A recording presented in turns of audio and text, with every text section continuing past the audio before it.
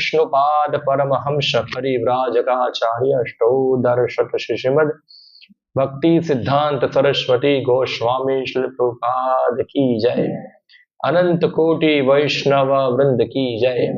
श्रीमद भगवद गीता यथा रूप की जय। गौर प्रेमानंदे हरि हरि।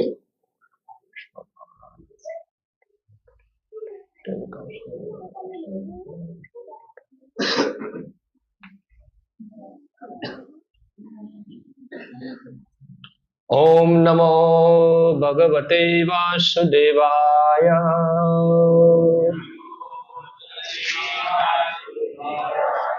ओम नमो भगवते वासुदेवाय।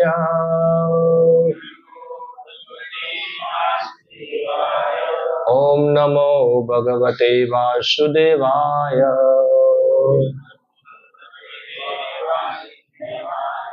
श्रीमद् भगवद गीता यथारूप अध्याय 2 श्लोक संख्या 58। मेरे पीछे दोहराइए। यदा संहरते च अयम कूर्म अंगानि इव सर्वशः इंद्रियाणि इंद्रियार्थेभ्यः तस्य प्रज्ञा प्रतिष्ठिता। यदा संहरते चायं कुर्मोऽङ्गानि सर्वशः इन्द्रियाणीन्द्रियार्थेभ्यः तस्य प्रज्ञा प्रतिष्ठिता। यदा संहरते चायं कुर्मोऽङ्गानि सर्वशः इन्द्रियाणीन्द्रियार्थेभ्यः तस्य प्रज्ञा प्रतिष्ठिता। यदा संहरते चायं कुर्मोऽङ्गानि सर्वशः इन्द्रियाणीन्द्रियार्थेभ्यः तस्य प्रज्ञा प्रतिष्ठिता।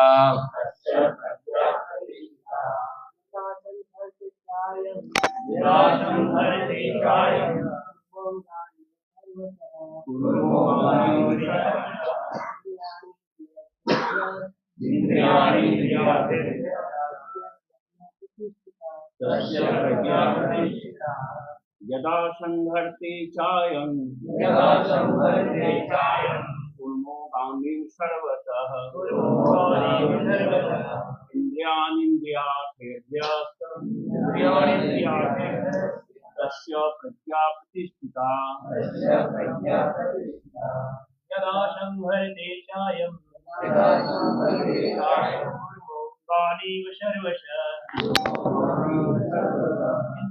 इंद्रियार्थेभ्यः प्रज्ञा प्रतिष्ठिता।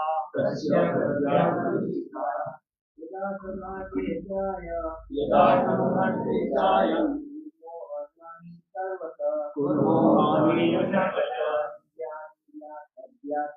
इंद्रियार्थेभ्यः तस्य प्रज्ञा प्रतिष्ठिता। माता जी। यदा संहरते चायं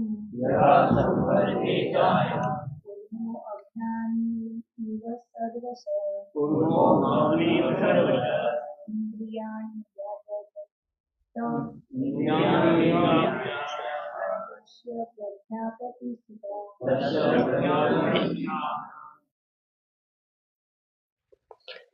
यदा जब संहरते समेट लेता है च भी अयम यह कूर्मः कछुआ अंगानी अंग इव सदृश सर्वशः एक साथ इंद्रियाणि इंद्रिया इंद्रिय अर्थेभ्यः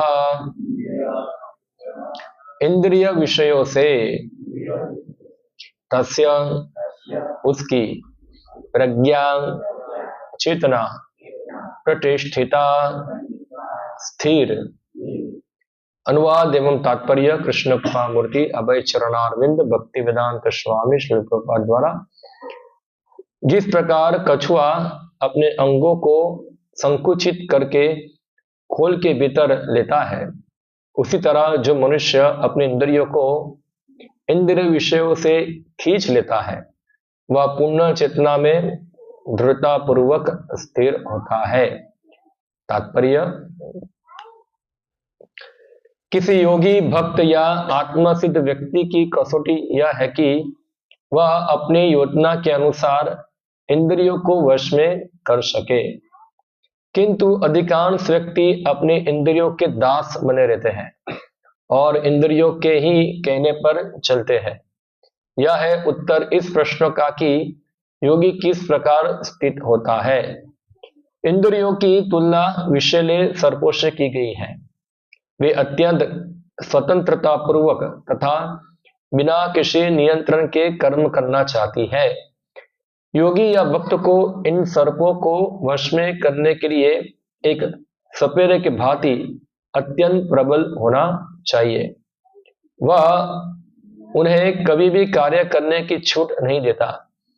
शास्त्रों में अनेक आदेश है, उनमें से कुछ करो तथा कुछ ना करो से संबंध है। जब तक कोई इन करो या ना करो का पालन नहीं कर पाता और इंद्रिय भोग पर संयम नहीं बरतता है, तब तक उसका कृष्ण भावनावृत्त में स्थिर हो पाना असंभव है। यहाँ पर सर्वश्रेष्ठ उदाहरण कछुए का है। वह किसी भी समय अपने अंग समेट सकता है और पुनः विशिष्ट उद्देश्यों से उन्हें प्रकट कर सकता है। इसी प्रकार कृष्ण भावनामय व्यक्तियों की इंद्रियां भी केवल भगवान की विशिष्ट सेवाओं के लिए काम आती है, अन्यथा उनका संकोच कर लिया जाता है। अर्जुन को उपदेश दिया जा रहा है कि वह अपनी इंद्रियों को आत्मतुष्टि में ना करके भगवान की सेवा में लगाए। अपनी इंद्रियों को सदैव भगवान की सेवा में लगाए रखना कुर्म द्वारा प्रस्तुत उदाहरण दृष्टांत के अनुसार अनुरूप है, जो अपने इंद्रियों को समेट रखता है। ओम अज्ञानतिमिरन्धस्य ज्ञानाञ्जनशलाकया चक्षुरुन्मिलितं येन तस्मै श्रीगुरुवे नमः। श्रीचैतन्यमनोभीष्टं स्थापितं येन भूतले स्वयं रूपः कदा मह्यं ददाति स्वपदान्तिकम्। वन्देऽहं श्रीगुरो श्रीयुतपदकमलं श्रीगुरुन् वैष्णवांश्च श्रीरूपं साग्रजातं सहगण रघुनाथामृतं त्वं सजीवं साद्वैतं सावधूतं परिजनसहितं कृष्ण चैतन्यदेवं श्रीराधा कृष्ण पादान् सहगण ललिता श्री विशाखान्वितांश्च श्रीकृष्ण चैतन्य प्रभु नित्यानंद श्री अद्वैत गदाधर शिवासादि गौर भक्तवृंद। हरे कृष्ण कृष्ण कृष्ण हरे हरे, हरे राम राम राम हरे हरे। हरे कृष्णा। तो हम लोग दूसरा अध्याय पे चर्चा कर रहे हैं। तो हमने इससे पहले देखा था अर्जुन भगवान कृष्ण को प्रश्न करता है, स्थितप्रज्ञ कौन है, उनके लक्षण क्या क्या है, कैसे बोलता है, कैसे चलता है, और फिर भगवान ये सब के उत्तर देना चालू करते हैं। तो पहले भगवान बताते कि जो व्यक्ति मन में उत्पन्न होने वाली सभी प्रकार की कामनाओं को छोड़ता है और सुख दुख सब में समान रहता है, वो कौन है? स्थित प्रज्ञ है। उसके बाद फिर भगवान जो है बताते और एक लक्षण कि जो व्यक्ति वीतराग भय कुरुता, जो सब प्रकार की आसक्ति भय क्रोध से मुक्त है, वह है स्थित प्रज्ञ। अभी भगवान आगे और बता रहे इधर एक उदाहरण देकर। तो उदाहरण दिया है यहां एक कछुए का। तो कछुआ जो होता है आपने देखा होगा, उनका एक सेल होता है, क्या बोलते हैं उसको सेल को हिंदी में? खोल। खोल इधर लिखा है खोल। कछुए का एक खोल होता है। हाँ, और उसमें से अपने पैर निकालता है चलने के लिए, बाद में मुंह भी निकालता है कुछ खाने के लिए, और अपना खाना पीना खत्म हो जाता है तो अपने हाथ पैर जो होते हैं और मुंह सब अंदर खींच लेता है। यानी कि यहाँ कछुआ जो है उसकी क्रिया उसके कंट्रोल में है। वो अपने हाथ पैरों का या तो मुंह का उपयोग एक विशिष्ट प्रकार के काम के लिए करता है और वापस अंदर खींच लेता है। तो इसी प्रकार भगवान कृष्ण बताते जो वास्तव में योगी है, कोई भक्त है, सबका ये परीक्षा है कि क्या वो अपने इंद्रियों को अपने अनुसार उसका उपयोग कर सकता है कि नहीं, या तो फिर उससे उल्टा कि वो व्यक्ति खुद इंद्रियों के प्रभाव में है। हाँ, उल्टा। तो सामान्य रूप ऐसा होता है, कोई व्यक्ति कितना एडवांस है और पता चलता है कि कितना उसने अपने मन और इंद्रियों के ऊपर कंट्रोल प्राप्त किया है। हाँ, सामान्य रूप से हम देखते हैं कि लोग जो होते सब इंद्रियों के गुलाम होते हैं। हाँ, व्यक्ति जो है अपनी इंद्रियों की उत्तेजना के कारण क्या होता है, सब प्रकार का माइंड कंट्रोल, सेंस कंट्रोल सब गवाता है वो। यानी कि वो व्यक्ति बहुत दयनीय अवस्था में है। हाँ, और शास्त्र बताते हैं कि जो व्यक्ति इस प्रकार अपनी इंद्रियों को, मन को कंट्रोल नहीं करता है, वो व्यक्ति पशु है। भले ही वो व्यक्ति मनुष्य योनि में पैदा हुआ है और मनुष्य देह धारण किया है, मगर वो अगर वो अपनी इंद्रियों का गुलाम है तो समझना चाहिए वो व्यक्ति पशु ही है, भले ही मानव शरीर में वो रहता हो। तो कौन व्यक्ति जो होगा वो इंद्रियों को कंट्रोल कर पाएगा? परीक्षा है ये, कौन सच्चा भक्त है। तो यह उदाहरण दिया है कि इंद्रिया जो है विषैले सर्प के समान है। हाँ, जैसे आपके गले में सांप होगा तो सांप कभी भी क्या करेगा, आपको डसेगा आपको और आपकी मृत्यु हो जाएगी।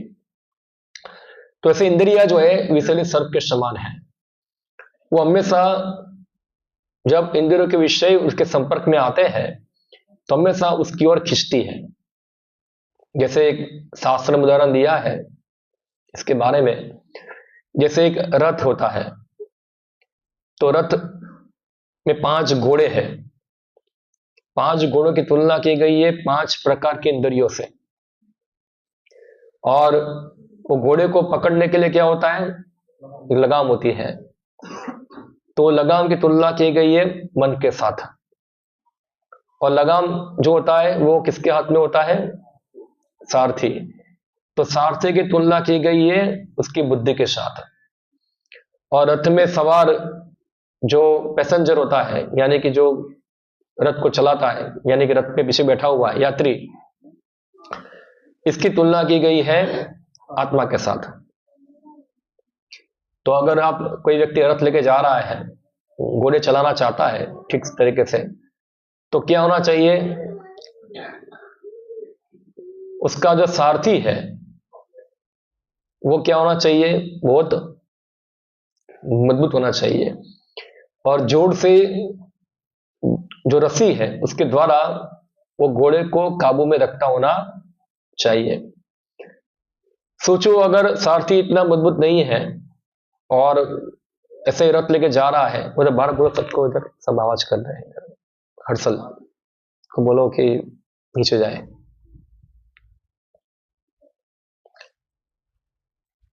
एक्चुअली क्या है, मंदिर अभी फोटो सेशन बन गया हमारा इधर। ये दिखा रहा है कि व्यक्ति की सेंसेस कंट्रोल में नहीं है। हाँ, भगवान का पवित्र स्थान ये मंदिर है, और मंदिर के अंदर भी सब लोग स्टूडियो बनाते हैं उसको, फोटो, सेल्फी सेल्फी सेल्फी। पूरा जमाना बदल रहा है, ऐसा भयंकर हो गया है। तो ये दिखा रहा है कि व्यक्ति के सेंसेस कंट्रोल में है। तो ये जो घोड़ा है, अगर सब 5 प्रकार के घोड़े हैं, 5 प्रकार के घोड़े अलग अलग दिशा में जाएंगे, तो रथ का स्थिति क्या होगा? हाँ, रथ का स्थिति क्या होगा? वो रथ क्या होगा? पूरा उल्टा सीधा होगा, और अंदर जो बैठा हुआ यात्री है उसका हाथ पैर टूटेगा। हाँ, तो यही स्थिति हमारी है। देखो, हम सब दुखी हैं, हम लोग दुखी है, हम लोग बोलते हैं हम दुखी है, दुखी है। हम दुखी क्यों है? क्योंकि हम लोग हमारे इंद्रियों और मन के ऊपर कंट्रोल करना जानते नहीं है। हम लोग ऐसे इंद्रिय को छोड़ दिया है, जहां जाना है वो जाए उधर। इसके कारण क्या होता है? व्यक्ति वो इंद्रियों के प्रभाव में आ जाता है, और जब एक बार व्यक्ति इस प्रकार की इंद्रियों के प्रभाव में आ गया, उसकी झपेट में आ गया, वो बाद में धीरे धीरे वो प्रकृति के निम्न गुण में चला जाएगा। फिर उसके लिए बाहर निकलना उसके लिए बहुत मुश्किल हो जाता है। इसे उदाहरण आपको दूं, एक जैसे जीभ है, एक हमारी इंद्री है जीभ। ये जीभ को खाने की बहुत आदत होती है, टेस्ट करना कुछ। तो हम देखते अलग अलग व्यक्ति अलग अलग प्रकार के जीभ के प्रभाव में आते हैं। जैसे यहाँ सौराष्ट्र के अंदर सबसे ज्यादा चलता है मावा। हाँ, मावा खाते हैं, बराबर। कुछ टेस्ट मिलता होगा, पता नहीं क्या टेस्ट मिलता है कुछ, या तो कोई सिगरेट पीता है, या तो कोई बीड़ी पी रहा है, या तो कोई चाय पी रहा है। चाय भी एक जीभ का ही टेस्ट है कुछ लेने के लिए। अभी क्या होता है कि व्यक्ति उसके प्रभाव में आ जाता है। हाँ, उसको लग रहा है, जैसे वो कई बार सिगरेट पीता है, वो सोचता है कि मैं सिगरेट तो पी रहा हूं, वास्तव में सिगरेट उसको पी रही है। उल्टा होता है, और व्यक्ति वो वस्तु के अधीन हो जाता है।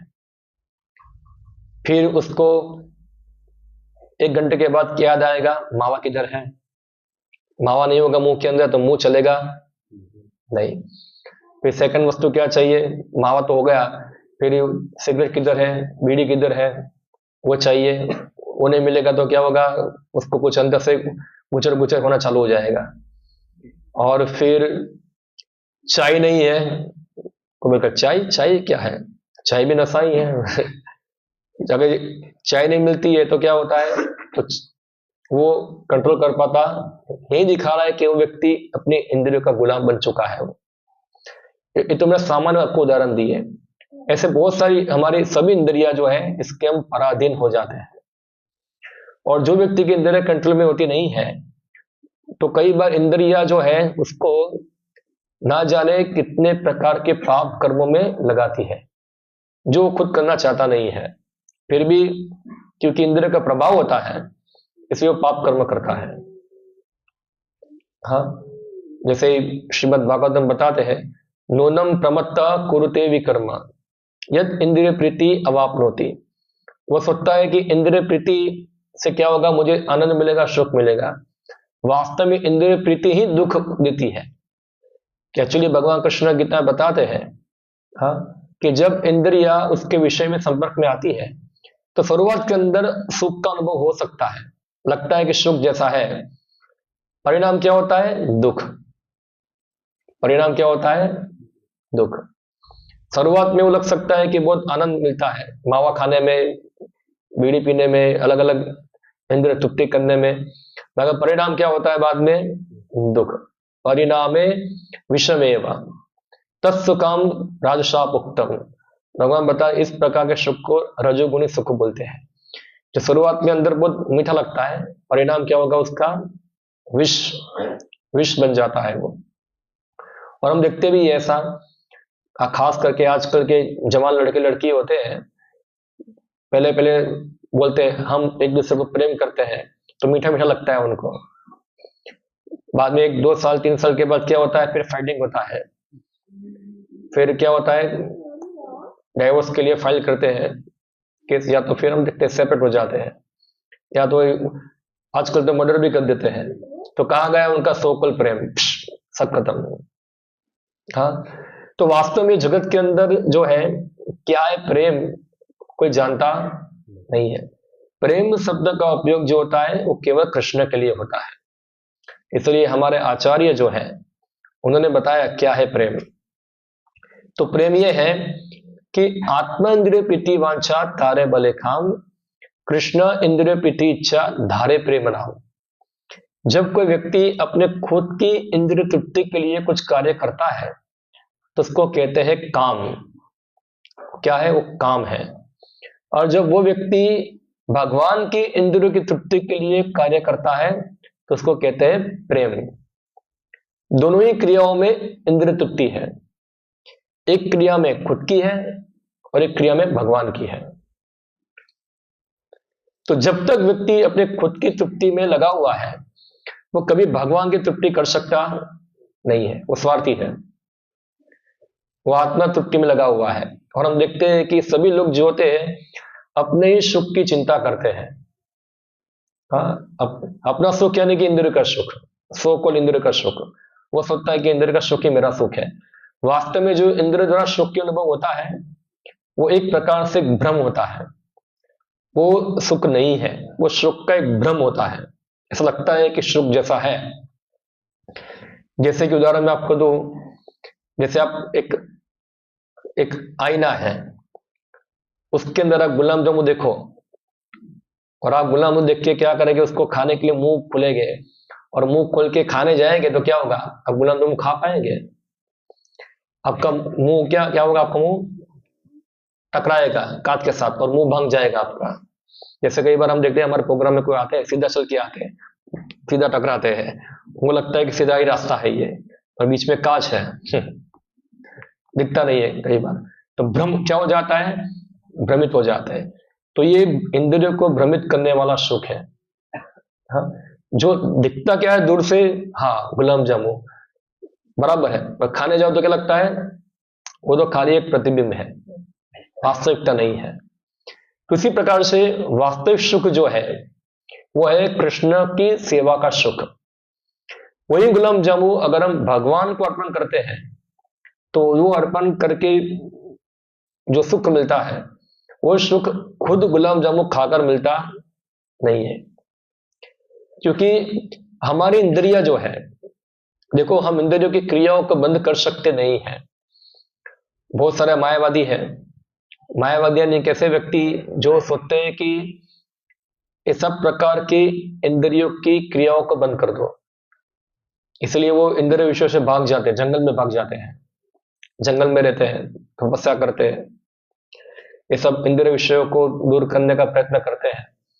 मगर ये तरीके से व्यक्ति कुछ क्षण तक अपने इंद्रियों को कंट्रोल कर सकता है। जैसे अब स्प्रिंग है, आप स्प्रिंग को दबाओ रखो, लगता है कि स्प्रिंग अभी कंट्रोल में आ गई है, अब जैसे उंगली उठाओगे क्या होगा, वो विषय जंप मारेगी। तो इंद्रिया भी है, उसको आप कृत्रिम तरीके से उसको भोगों से आप दूर ले जाओगे तो कोई व्यक्ति सोच सकता है कि मैं अभी सब प्रकार की इंद्रिय तृप्ति से मुक्त हो गया, मैंने अपने इंद्रिय पर विजय प्राप्त कर लिया।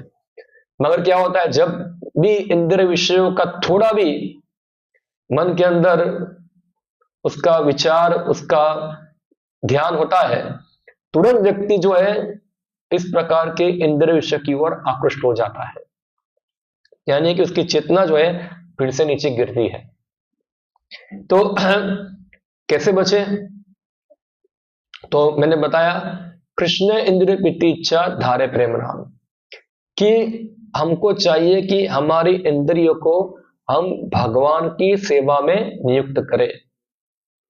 जैसे हमारे गले में सांप है तो सांप डेंजर है कब तक, जब सांप के दांत है, मगर अब वही सांप के अब दांत तोड़ दो तो सांप क्या रहेगा, फिर भयानक रहेगा नहीं।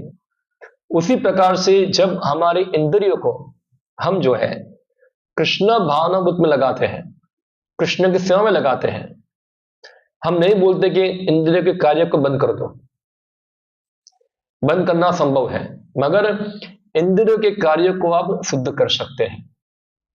हाँ, हमारी सब इंद्रियां, देखो हमारी आंख है, आंख को अच्छा अच्छा देखने की आदत है।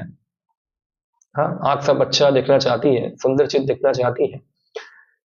दुनिया में कौन सी सुंदर चीज है? कोई है? कोई जो सुंदर दिखता है क्षणिक होता है, और वो भी क्या है, एक परछाई जैसा है। जैसे फॉर एग्जाम्पल अब गुलाब का फूल देखो, तो 2 दिन के लिए क्या होगा, वो अच्छा होगा, 4 दिन के बाद क्या हो जाएगा, वो मुरझा जाएगा। जैसे आज से बहुत साल पहले लोग थे, अपने जेब के अंदर रेखा का फोटो रखते थे। रेखा एक हीरोइन थी। हाँ, रेखा। अभी रेखा के चेहरे पे क्या आ गई है? रेखाएं। अभी तो क्या हो गई, वो बूढ़ी हो गई अभी।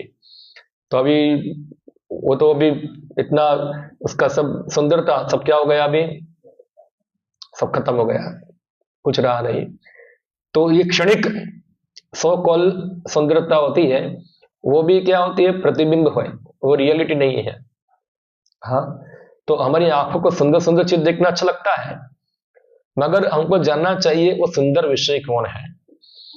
वो सुंदर विषय है भगवान कृष्ण खुद, राधा कृष्ण। हाँ, जो व्यक्ति की आंखें राधा कृष्ण से आकर्षित होती हैं, हाँ, तो आप देखिए राधा कृष्ण सुंदर है कि नहीं है? रेखा से तो करोड़ गुना ज्यादा है। हाँ, तो जो व्यक्ति राधा और कृष्ण को सुंदरता देखते हैं, तो उनकी आंख जो होती है, ये भौतिक जगत की सुंदरता के प्रति आकृष्ट होगी नहीं, उसकी आंख संतुष्ट होगी। उसी प्रकार हम देखते हैं कि लोग खाने के लिए कितना जीभ जीभ बोलती है, उसकी ललायत रहती है। आप देखो कितना सारा होटल, कितने सारी लारियां चलती है, हर संडे और सैटरडे क्या होता है, फुल। जीभ की लालसा, इतने सारे कत्ल खाने चलाए जाते हैं, क्यों? जीभ के लिए। रोज लाखों लाखों गायों को काटी जाती है, रोज कितनी मुर्गी, कितने अंडे लोग खाते हैं, किसके लिए? जीभ के लिए। जीभ उसके कंट्रोल में नहीं है। मगर अगर कोई व्यक्ति ये जीभ के द्वारा भगवान कृष्ण के प्रसाद को ग्रहण करता है, कृष्ण प्रसाद का मतलब क्या है? कृष्ण प्रसाद का मतलब नहीं है कि कुछ भी बनाया, भगवान को अर्पण किया और प्रसाद हो गया। प्रसाद यानी कि भक्त लोग जो होते हैं, जिस प्रकार भगवान चाहते हैं उस प्रकार अर्पण करना। देखो, भक्ति कोई खाली भावना नहीं है। भक्ति में क्या है, किसी अनेक प्रकार के रूल्स और रेगुलेशन होते हैं, यानी कि भक्ति में कुछ नीति और नियम भी होते हैं। हाँ, ऐसा नहीं, खासकर भारत के अंदर हम देखते हैं बहुत बड़ी बुलदाना है। भक्ति के अंदर सब क्या सोचते हैं? भाव। क्या सोचते हैं? भाव। भक्ति के अंदर भाव होना चाहिए, मगर शुरुआत के अंदर हमारा भाव जो होता है, वो हमारी भौतिक इच्छाओं द्वारा क्या होता है, मिला होता है, मिल जाता है। इसलिए कई बार क्या है कृष्ण प्रीति और क्या है आत्म प्रीति हम जान पाते नहीं। जैसे उदाहरण मैं आपको दो उदाहरण देता हूं आपको मैं। एक बार एक बंगाल के अंदर एक गोस्वामी था, तो वो भगवान की सेवा करता था, अपने घर के अंदर भगवान का विग्रह रखा था। तो एक बार पहले के समय में क्या था कि एक गांव से दूसरे गांव में जाना है, जैसे कार और सब व्हीकल नहीं थे, तो चल के जाना पड़ता है। तो 10-15 किलोमीटर चल के गया, कुछ पाठ करने के लिए, भागवत पाठ करने के लिए। तो भागवत पाठ करने के लिए बैठा उधर, तो उसको याद आया कि जो मेरा विग्रह है, वो रूम में एक दरवाजा खुला है, खिड़की खुली है, और ठंडी का ऋतु है, तो वहां से हवा आ रही है। तो चालू प्रवचन में उठकर भागा वापस, और खिड़की बंद करने के लिए, और खिड़की बंद किया, और फिर भगवान से अपराध का क्षमा किया। फिर उसने क्या किया कि खिड़की खुली थी तो ठंडी बहुत आ गई थी, तो क्या किया, गर्मा गर्म चाय बनाया और भगवान को भोग लगाया चाय, और खुद भी चाय पिया। अभी किसी को लग सकता है कि उसकी भावना कितनी अच्छी है, कितना अच्छा भाव है, मगर उसका भाव जो है पूरा बोगस है। हाँ, क्योंकि पहली बात तो ये है कि वास्तव में अगर वो भक्त होता तो पहले सबसे पहले नियम है भगवान के अर्च विग्रह के नियम वो जानता। हम देखते हैं हमारे यहाँ गुजरात में और सब जगह पे सब लोग एक फैशन बनाते हैं कि घर के अंदर एक सब विग्रह लेके आ जाते हैं, लड्डू गोपाल या जो भी कुछ लेके आ जाते हैं, एक कोने में पड़े रह गए उधर, इधर किधर कोने में। घर घर का जो कोई कोना काम का नहीं है वो मंदिर बन जाता है, कोई है ना, वो जगह मंदिर होती है, एक कोने में पड़ा रहेगा उधर। और जब भी इच्छा हुई तब थोड़ा एक मिश्री खिला दिया, कुछ कुछ माखन खिला दिया, बाकी सब नॉनसेंस। घर के अंदर जोर से टीवी बजता होगा, उससे फिल्मी गाने बजते होंगे, और सोते में लड्डू गोपाल की सेवा कर रहा हूं। हाँ, और कुछ रूल्स रेगुलेशन जानते नहीं है, और खाली बस मेरी भाव है, मेरा भाव है, मेरा भाव है, ऐसा। मगर ये क्या है, सब उत्पात है, ये भक्ति नहीं है। वो अपनी इच्छाओं को भगवान की भक्ति पे थोपता है। हाँ, तो पहले तो भगवान के विग्रह की पूजा का नियम ये है कि कभी भी विग्रह को अकेला छोड़ना चाहिए नहीं, कोई ना कोई व्यक्ति तो वहां होना ही चाहिए। ऐसा नहीं कि आज मुझे घूमने जाना है मॉल के अंदर पिज्जा खाने के लिए, तो भगवान को लॉक कर दिया, अभी जा रहा हूं मैं घूमने के लिए। नहीं, कोई ना कोई व्यक्ति उनकी सेवा के लिए उधर हाजिर होना चाहिए वहां। और क्या क्या भगवान चाहते हैं वो हमको शास्त्र के अनुसार जानना चाहिए। ऐसा नहीं कि हमको पिज्जा खाने की इच्छा है तो आज एक काम करता हूँ पिज्जा बुक लगाता हूँ, ऐसा है। बाहर से कौन सा पिज्जा, हॉट डॉग कौन सा मिलता है, डोमिनोज, उसका पिज्जा लाकर हमारे लड्डू गोपाल को खिलाता हूं मैं, डोमिनोज पिज्जा। हाँ, अभी खुद को खाना है, मगर क्या है कि थोड़ा धार्मिक बन जाता हूँ, भगवान के सामने रख देता हूँ, तो भगवान के पिज्जा खाने वाले हैं। और भगवान ऐसे व्यक्ति का पिज्जा खाएंगे हाथ का जो हॉट डॉग डोमिनोज के अंदर, जो व्यक्ति मांस खाने वाला है या तो नशा करने वाला है और कुछ जानता नहीं है, पूरा शुद्ध है, उसके हाथ का खाएंगे भगवान। हाँ, उसका हाथ का वो खाए कभी नहीं। तो ये जो हम देखते हैं लोग जो है ये सब जानते नहीं है और अपने मन गढ़ंत तरीके से अपनी इच्छाओं को भगवान की इच्छाओं पे थोपते हैं। जैसे कुछ दिन पहले हमारे यहाँ ऐसा प्रोग्राम था इधर। हाँ, तो एक कोई लेडीज माता जी आई थी, तो उसके पास इतना बड़ा लड्डू गोपाल था, इतना बड़ा मूर्ति लेके आई थी। कोई लड़की थी, छोटी लड़की थी और उसकी माँ भी थी, इतना बड़ा लड्डू गोपाल लेके आई थी इधर। हाँ, और बाद में प्रोग्राम खत्म हुआ तो नीचे सब प्रसाद ले रहे थे, तो बाद में मैं भी प्रसाद ले रहा था और मैं प्रसाद लेके फिर थाली धोने गया, तो नीचे हमारे ऑफिस के पास सीढ़ी, आपने देखा होगा वहां, वो सीढ़ी पे वो औरत, उसकी लड़की औरत को बैठी हुई थी उधर। तो मैं देखा वहां, तो उसके सामने मोबाइल फोन खुला, फेसबुक खुला, उसके रील दिखा रही है लड्डू गोपाल को, ऐसा है। ये सब पागलपन है क्या, ये टोटली पागलपन है। उसकी माँ सोच ले कि मेरी लड़की तो बहुत बड़ी भक्त है। नॉनसेंस है क्या ये, पूरा नॉनसेंस है पूरा, ये पूरा विकृत है ये। कि क्या भगवान फेसबुक की रील देखेंगे, क्या वो सब उल्टा सीधा सब फोटो पाड़ के बेचते सब ये सब देखेंगे? तो लोग सोचते नहीं भक्ति है, भाव भाव क्या है, बहुत भाव है, और ये भाव का कोई भाव नहीं है। हाँ, सब बोगस है। तो वास्तव में शुरुआत के अंदर भक्ति में जैसे यहां बताया है क्या करना है क्या नहीं करना है, डोंट्स एंड डूज, अंग्रेजी भाषा में बोलते हैं उसको यम नियम, क्या करना है क्या नहीं करना है, ये सब हमको जानना चाहिए। जैसे भक्ति रसों सिंधु के अंदर एक पुस्तक है जो भक्ति का पूरा विज्ञान है, कृष्ण भक्ति का विज्ञान है, उससे बताया किस प्रकार से भक्ति के अलग अलग नियम पालन करने होते हैं। अगर हम भक्ति के नियम पालन करते हैं जो हमको पालन करना चाहिए तो हम प्रगति करते हैं, और जो नियम पालन नहीं करना चाहिए उसको हम तोड़ते हैं तो क्या होता है, हम दुर्गति होती है, हमारी प्रगति नहीं होती है। जैसे कि हमारे संस्था के अंदर शास्त्र बताए, जैसे कि 4 प्रकार के पाप कर्म छोड़ने चाहिए। भागवतम में 4 प्रकार के पाप बताए गए हैं। हाँ, ऐसे तो बहुत सारे पाप हैं, मगर 4 जो है वो उसको महापातक बताया गया है। तो पहला है मांस नहीं खाना। फर्स्ट नियम यह है, मांसाहार नहीं करना चाहिए। और कुछ लोग बोलते हैं कि हाँ हम लोग प्याज लहसुन खाते हैं, मगर प्याज लहसुन भी देखा जाए तो शास्त्र के अनुसार वो भी एक आमिष आहार में ही आता है।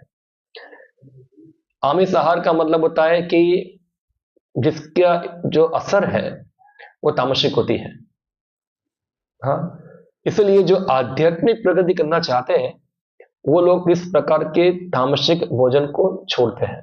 उसमें प्याज लहसुन भी आ जाता है। कोई बार बोलते हैं लोग कि डॉक्टर बोलते हैं प्याज लहसुन खाना चाहिए, उससे ब्लड प्रेशर क्या होता है, थोड़ा ब्लड पतला होता है, ऐसा कुछ बोलते हैं लहसुन खाने से।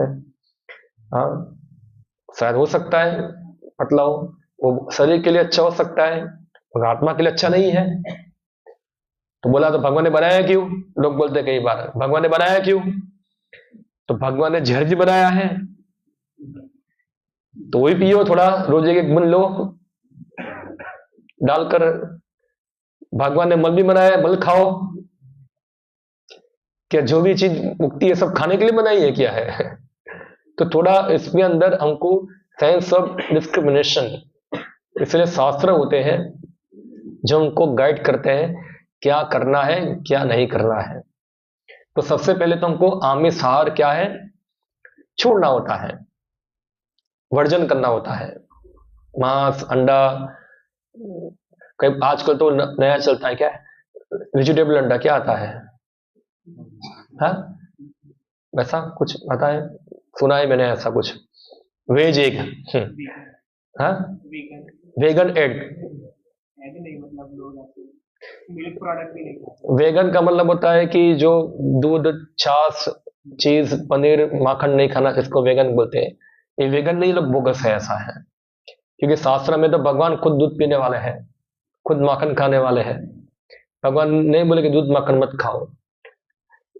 और जो लोग वेगन वाले हैं वो बोलते हैं दूध की प्रोडक्ट नहीं खाते हैं, मगर वो लोग तो पिज्जा पिज्जा सब खाते होंगे, नहीं खाते। और वो लोग गाय का मांस खाते होंगे। बहुत विचित्र संस्कृति है ना, दूध को नहीं खाते हैं मगर मांस खाते हैं, ऐसा चलता है। नॉनवेज में नहीं, नॉनवेज भी है। So called vegan. तो हमारा उद्देश्य नहीं वेगन बनना, हमारा उद्देश्य नहीं है शाकाहारी बनना।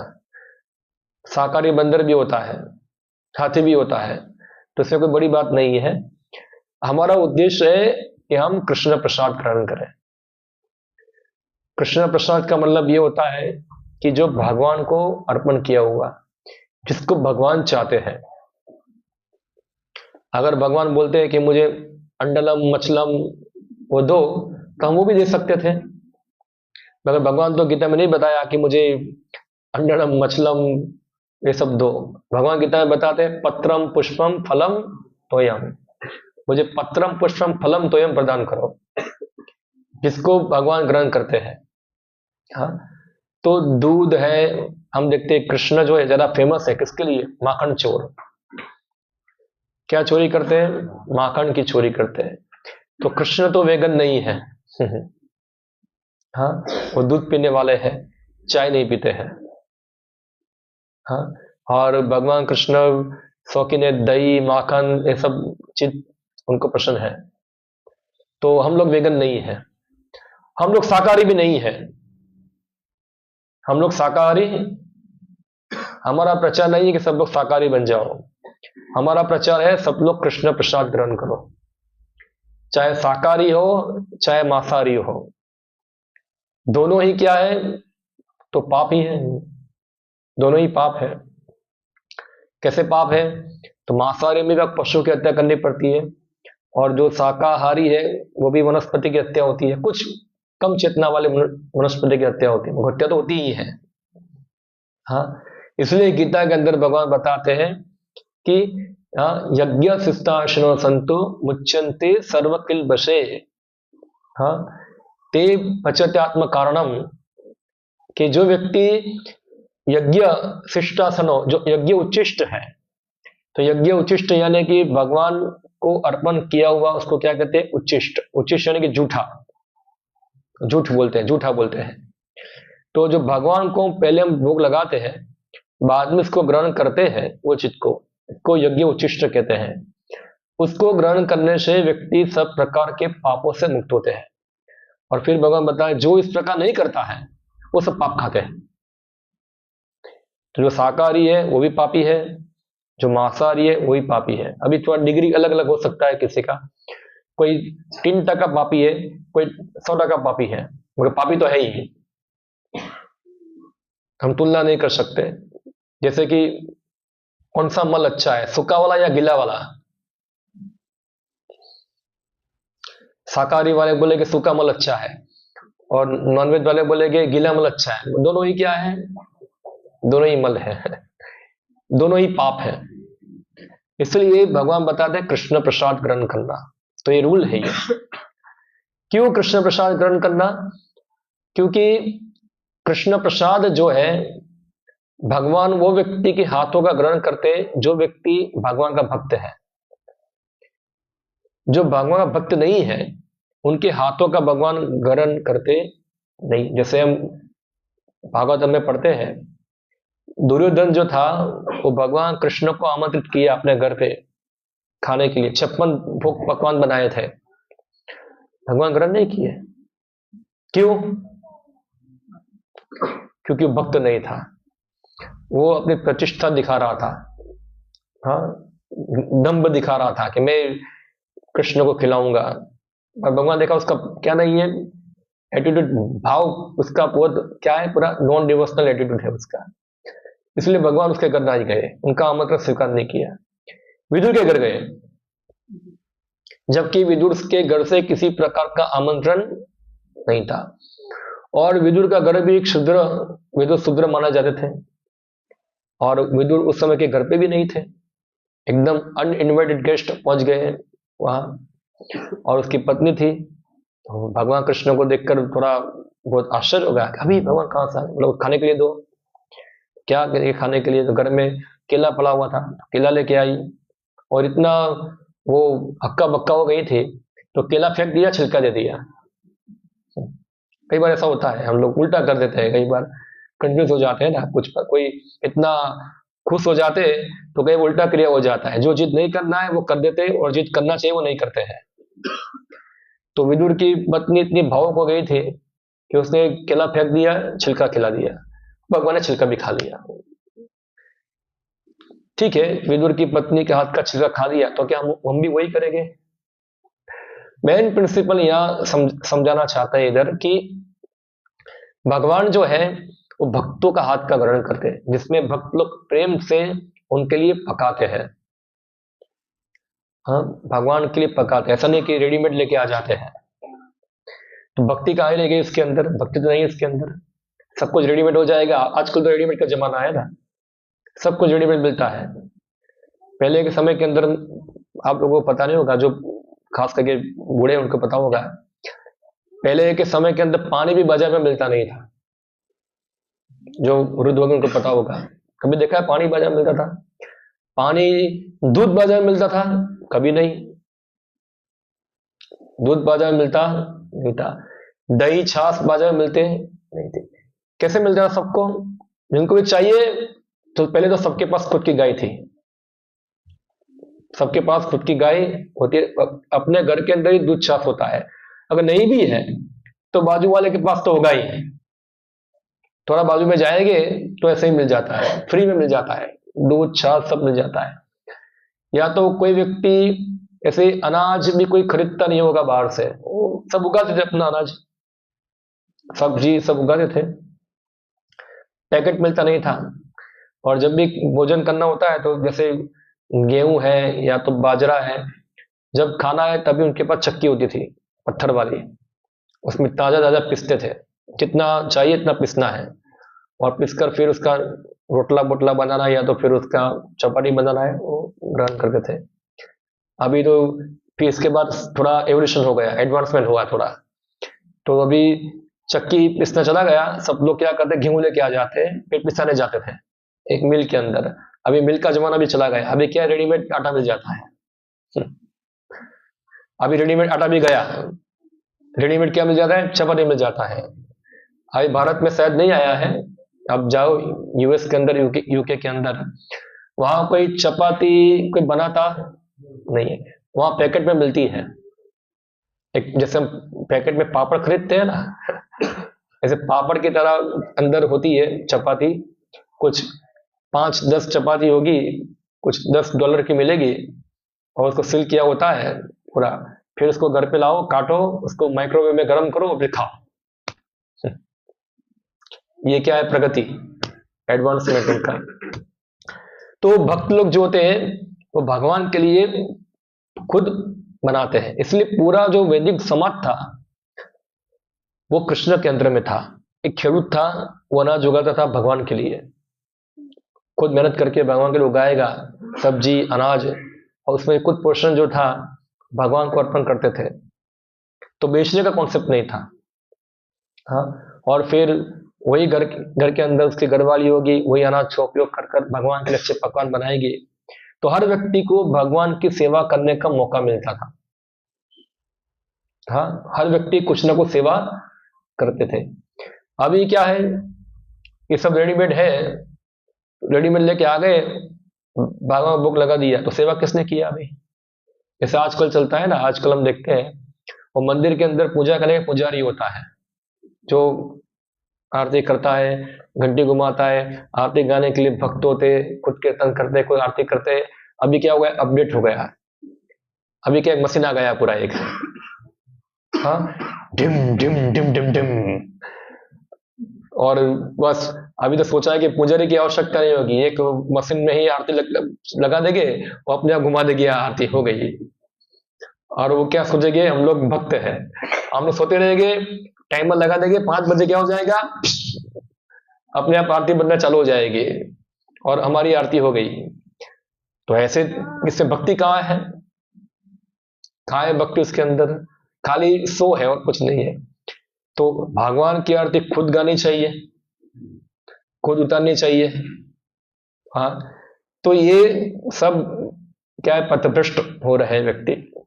तो नियम है कि भगवान जो है भक्तों का हाथों का ही ग्रहण करते हैं, अभक्तों का हाथों का नहीं। और जो भक्त कौन है, जो भक्ति के नीति नियम पालन करता है। ऐसा नहीं कि भक्त यानी बस मन में सोच लिया वो भक्त बन गया। हाँ, जो कुछ शास्त्र में बताया है उस प्रकार वो जीवन जीता है, शुद्ध जीवन जीता है, तो भगवान उनके हाथों का ग्रहण करते हैं। चैतन्य महाप्रभु एक बार मजाक किया अपने भक्तों के साथ, तो उनके भक्त लोग थे, उनको बार बार प्रसाद ग्रहण करने के लिए घर पे बुलाते थे। तो चैतन्य महाप्रभु बोले, कल से जो लखपति होगा उनके घर पे नहीं खाऊंगा मैं, और किसी घर पे नहीं। तो भक्त बोले, हम लोग लखपति नहीं है, हमारे पास लाख रुपया तो नहीं है, कैसे हम लोग खिलाएंगे महाप्रभु को? 525 साल के पहले की बात, लाख रुपया यानी कि उस समय कितना होगा, 100 करोड़ जितना होगा। तो हम तो लखपति नहीं है, कैसे हम खिलाएंगे? तो महाप्रभु बताया, लखपति का मतलब क्या है, जो एक दिन में 1 लाख नाम लेता है, हरे कृष्णा कृष्णा कृष्णा हरे हरे, हरे राम राम राम हरे हरे। तो एक महामंत्र में 16 नाम होता है, तो 1 लाख नाम देना है, कितना हुआ, करो, डिवाइड करो, गणित किसको आता है? एक महामंत्र में 16 नाम हो, तो 16 नाम में कितना महामंत्र होगा? हाँ, 256 गिन लो जो भी होगा, तो 256 महामंत्र होगा, 256 नहीं होगा, 58 माला, हाँ, 51 होगा, कितना 51 है, 64 राउंड होगा, कितना होगा, 64 राउंड। जैसे कि एक माला में 108 मोती होते हैं, बराबर, तो 108 इंटू 16 करो, कितना हुआ,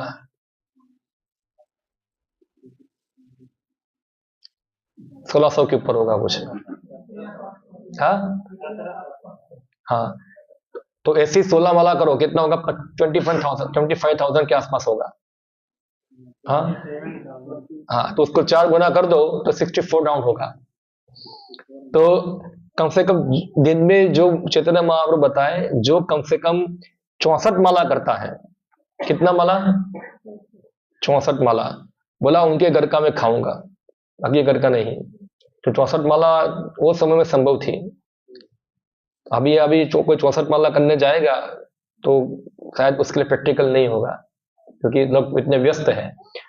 जब श्रील प्रभुपाद अमेरिका में थे तो उनके जो शुरुआत के शिष्य थे उनको उन्होंने बोला आप लोग 64 माला करो। बोला 64 माला असंभव है हमारे लिए करना। श्रील प्रभुपाद ने बोला ठीक है 32 माला करो। बोला 32 भी नहीं हो पाएगा। श्रील प्रभुपाद ने बोला 25 माला करो। बोला 25 भी नहीं हो पाएगा। बाद में श्रील प्रभुपाद जी बताए अभी 16 से कम नहीं, इतना मिनिमम 16 माला करो। तो श्रील प्रभुपाद ने उसको 16 कर दिया। तो 16 इंटू 108 करो, आप करोगे 16 माला जो होगा आपका, तो 25,000 बार नाम होगा ये। वही आसपास थोड़ा होगा इसके। तो इस प्रकार से 1 लाख से 25,000 27,000 हो गया। तो भगवान जो है ऐसे व्यक्ति का ग्रहण करते हैं जो प्रेम पूर्वक उनके नामों को उच्चारण करता है, जो भगवान को जानता है कि भगवान एक व्यक्ति है, भगवान कोई निराकार नहीं है। जैसे कुछ लोग बोलते हैं कि मूर्ति क्या है, मूर्ति को क्या खिलाने की आवश्यकता है, थोड़ी खाती है। हाँ, या तो वो सोचते हैं कि भगवान तो कोई एक ज्योति है, वो रूप लेके आता है फिर से ज्योति बन जाती है। तो ऐसे निराकारवादियों का हाथ का ही भगवान ग्रहण करते नहीं है, क्योंकि उनको विश्वास ही नहीं कि भगवान एक व्यक्ति है। हाँ, तो जो लोग गीता के सिद्धांत को समझते हैं, जैसे अर्जुन जो है, अर्जुन गीता को सुना तो अर्जुन ने क्या बोला भगवान को? परम ब्रह्म परम धाम पवित्रम परम भवान पुरुषम स्वासतम देव्यम आदि देवम अजम विभुम। तो इसका अर्थ क्या होता है कि भगवान आप परम ब्रह्म हो, आप परम ब्रह्म, परम धाम, आपका धाम श्रेष्ठ है, परम भवान, पुरुषम स्वासतम दिव्यम, आप परम पुरुष हो, शाश्वत हो, दिव्य हो, आदि देवम, आदि देव का मतलब क्या होता है? सभी देवताओं के आदि। और हम देखते हैं कि आजकल के हिंदू समाज के अंदर भी बहुत सारी भूल धारणाएं होती है कि हिंदू समाज में बहुत सारे भगवान हैं। ऐसा नहीं है, बहुत सारे भगवान नहीं है, भगवान एक ही है। और कई बार लोग बोलते हैं भगवान कोई निराकार ज्योति है, आपको जो रूप धारण करना है वो रूप धारण कर लो, अंत में सब एक ही है। तो ऐसा कोई गीता में लिखा है? ऐसा कुछ ऐसा गीता में लिखा है? नहीं लिखा है ऐसा गीता के अंदर। जो देवता है, जो अलग अलग देवता बताए गए शास्त्र में, वो भगवान के अलग अलग शरीर के अंग है। जैसे हमारे शरीर के अलग अलग अंग होते हैं, वैसे ही भगवान का एक विराट रूप जो है, विश्व है ये, उसके अलग अलग अंग है, अलग अलग देवता। जैसे बताया है कि सूर्य जो है वो भगवान की आंखें बताई गई है, सूर्य चंद्रमा। इंद्र जो है भगवान का हाथ बताया गया है। ऐसे ऐसे अलग अलग देवताओं की भगवान के अलग अलग अंगों के साथ तुलना की गई है। मगर परम भगवान जो है, ईश्वर जो है, वो कृष्ण है। उसको बाहर ले जा सकते हैं आप, बाहर लेके बैठ सकते हैं। जैसे ब्रह्म संहिता के अंदर ब्रह्मा जी बताते हैं, ईश्वरा परम कृष्ण सचिदानंद विग्रह अनादिर आदिर गोविंद सर्व कारण कारणव। इसका मतलब क्या है कि ईश्वर जो है वो कौन है? कृष्णा। और उनका विग्रह क्या है? सचिदानंद विग्रह। ऐसा नहीं कृष्ण का शरीर हमारा जैसा हड्डी मांस का बना हुआ है। क्या है? सचिदानंद विग्रह अनादिर आदिर गोविंद, सबके आदि वो है, उनका कोई आदि नहीं है। और सर्व कारण कारणम, वो सभी चीजों का कारण है। हाँ, और हम देखते हैं भगवान कृष्ण खुद गीता के अंदर भी बताते हैं ये चीज।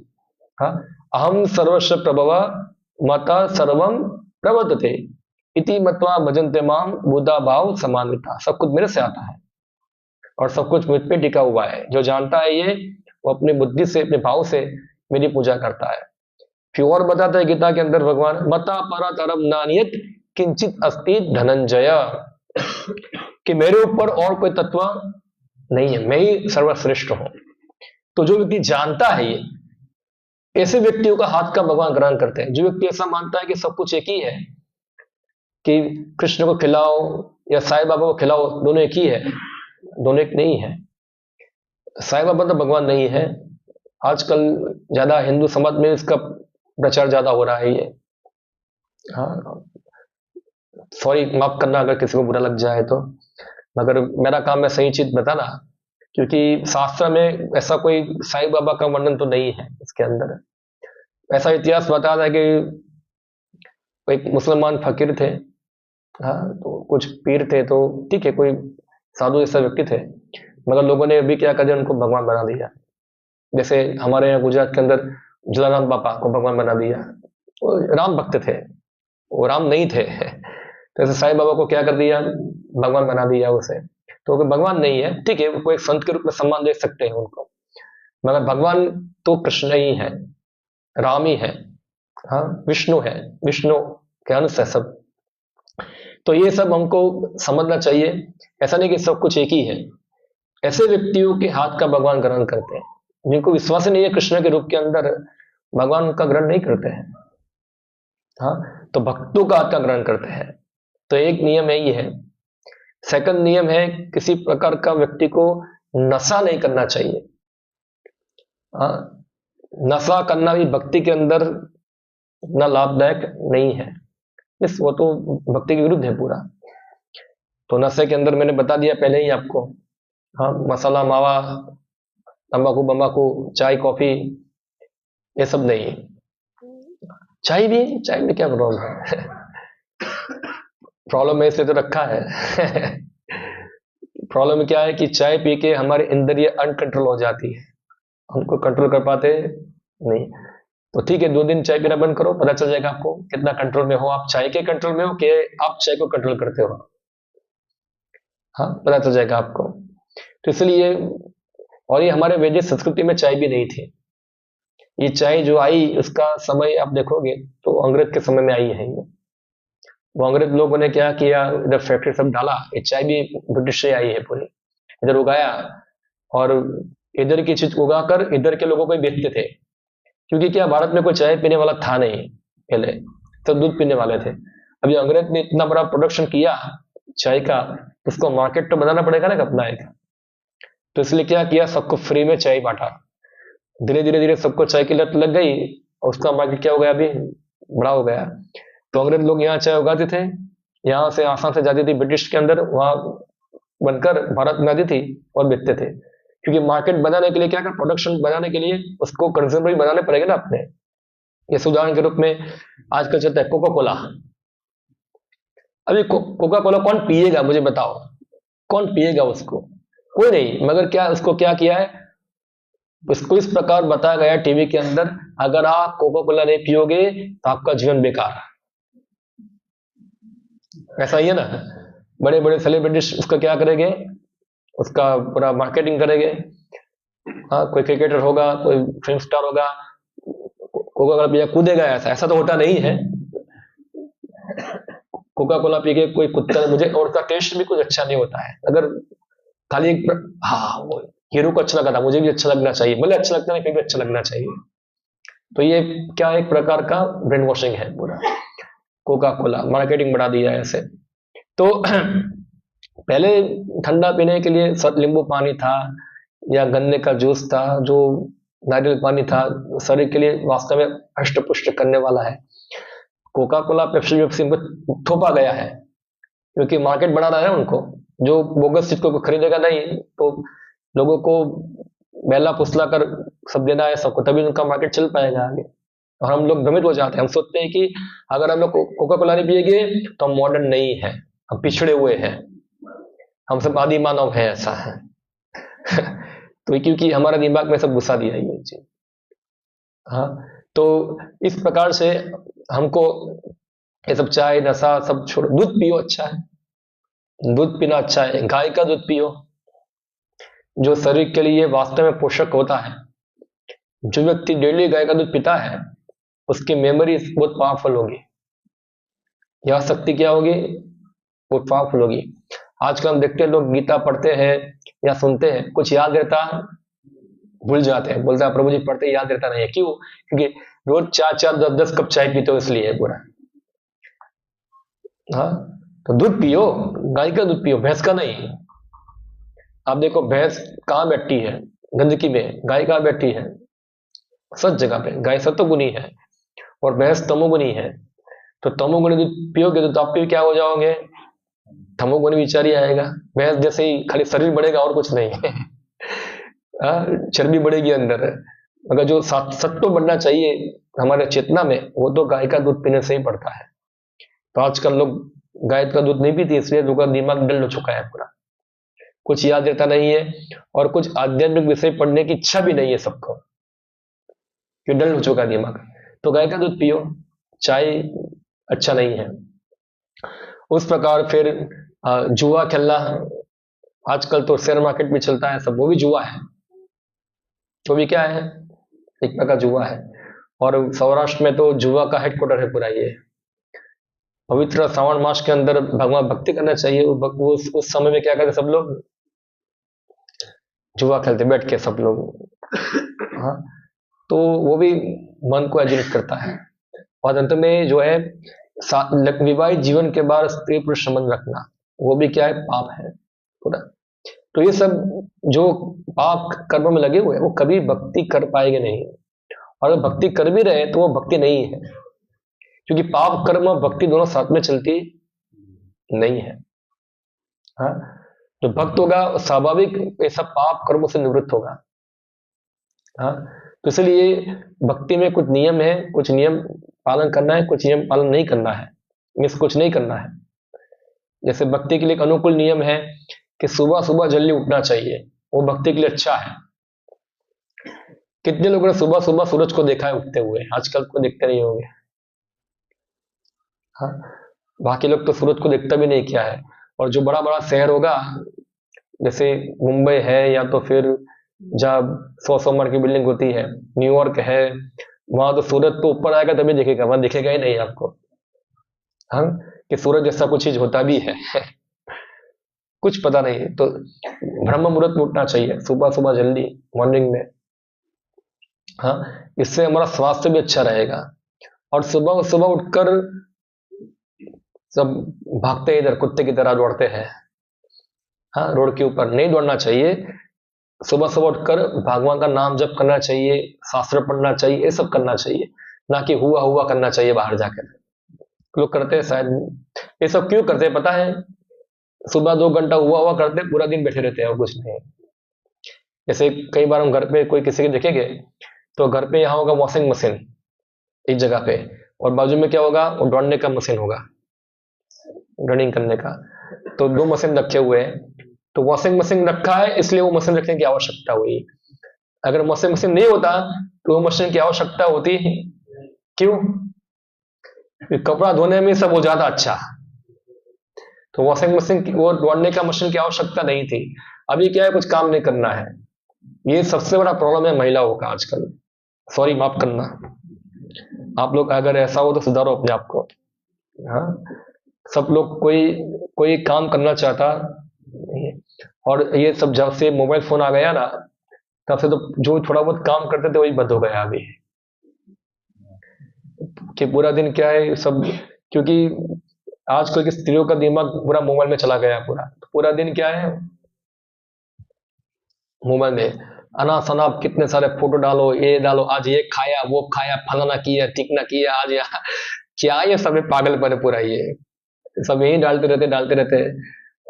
तो ये सब पागलों की दुनिया है ये। तो ये सब नहीं, जो जो जो जरूरी आवश्यक है वो करना चाहिए। जो घर के अंदर आवश्यक है, घर साफ रखना, अपने बच्चे तो बच्चे को अच्छा भोजन देना, पति के लिए अच्छा भोजन पकाना, घर का काम करना। तो वो सब काम नहीं करते, मोबाइल में बैठ जाते हैं। फिर घर में क्या होता है? फिर फाइटिंग होता है। फिर आजकल तो नियम भी ऐसे हैं कि अगर कोई औरत को कोई बोलेगा तो औरत पुलिस में केस कर देगी, ऐसा है। कि मेरा आदमी मुझे परेशान कर रहा है, तो ऊपर से उसको क्या होगा? पुलिस वाले जेल में डाल देंगे और फिर उससे जरा पैसा वसूल करेंगे। पूरा हॉरिबल सोसाइटी है पूरी ये। हाँ, तो इसलिए जो है पूरा ये रूल्स रेगुलेशन जो है हमारी चेतना को शांत करता है, और ये शांत चेतना में कृष्ण भक्ति ठीक से हो पाती है। हाँ, तो इसलिए कुछ नियम होते हैं वो हमको जानने चाहिए। जैसे एक हमारे पास पुस्तक है, कृष्ण बानर के प्रथम कदम, अगर आपके पास ना हो तो आप उसको नीचे टेबल से खरीद सकते हैं। फिर पुस्तक उसमें सब और विस्तार से बताया हुआ है। और ज्यादा जानना चाहते तो दूसरा पुस्तक है, एक भक्ति रसामृत सिंधु करके है, उसको आप ले सकते हैं और उसको पढ़कर आप भक्ति के बारे में विस्तार से जान सकते हैं। ओके, तो यहाँ हम समाप्त करते हैं। हरे कृष्णा। किसी को कोई विषय के ऊपर कोई प्रश्न हो, कोई टिप्पणी हो तो थोड़ा आप बता सकते, कोई आपत्ति हो तो। कोई किसी का प्रश्न विषय के ऊपर? एक्चुअली प्रश्न नहीं होता है इसका मतलब सब लोग क्या समझ गए या तो कोई समझा नहीं, दो में से एक। घर में मंदिर बनाना चाहिए? हाँ, घर में मंदिर बनाना चाहिए या नहीं बनाना चाहिए? बनना चाहिए ना, क्यों नहीं बनना चाहिए? जैसे मैं तो भी आया तो लॉक करके आते तो नहीं, घर के अंदर मंदिर करना है आपको तो अलग अलग लेवल के भक्तों के लिए अलग अलग नियम है। तो घर के अंदर मंदिर सिंपल रख सकते हैं, ऐसा नहीं कि मूर्ति लेके आ जाइए। तो राधा कृष्ण का फोटो रखो और सिंपल उसकी आराधना कर सकते हैं तो चलेगा सर्वत के भक्तों के लिए। मगर मूर्ति के लिए बहुत नियम होते हैं, तो मूर्ति तो नहीं रखना चाहिए। जब तक हमको हमारे गुरु आदेश ना दे कि आप मूर्ति पूजा करो, तो आप चित्र रख सकते हैं राधा कृष्ण का। और उनकी एक बुक है हमारे पास, आप उसमें सब बताएं कैसे उसकी पूजा करनी है, कैसे भोग लगाना है, सब जान सकते हैं।